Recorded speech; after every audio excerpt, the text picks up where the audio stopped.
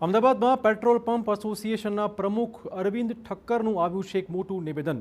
3.5 વર્ષથી પેટ્રોલ ડીઝલમાં ભાવ વધારો નહોતો થયો।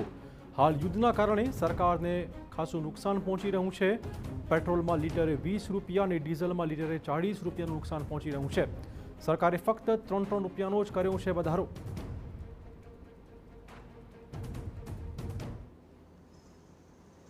અત્યારે ડીઝલમાં 1 લીટરે ભારત સરકારને 40 રૂપિયાનું નુકસાન છે। 1 લીટરે 40 રૂપિયાનું નુકસાન।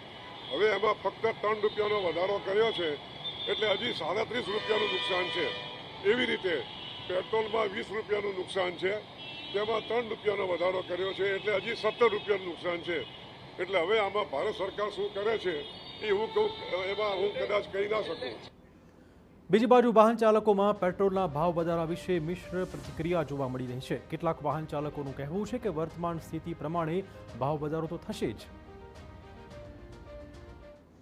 ભાવ વધારો તો થવાનો જ છે। તમે જ્યારે બાળક નાનું હોય ત્યારે એ 1 ગ્લાસ દૂધ પીતું હોય, મોટું થાય ત્યારે 1 રોટલી ખાધું, 5 વર્ષ થાય પછી 1 રોટલી ખાધું થાય, 25 વર્ષ થાય ત્યારે 6 રોટલી ખાધું થાય।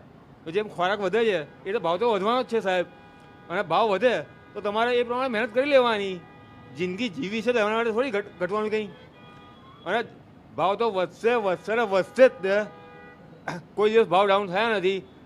અને જો જે લોકોને એવું લાગતું હોય કે ભાઈ ભાવ વધી રહ્યા છે અને પેટ્રોલ ડીઝલ બધાના, તો પછી સાયકલ લઈ લેવાની।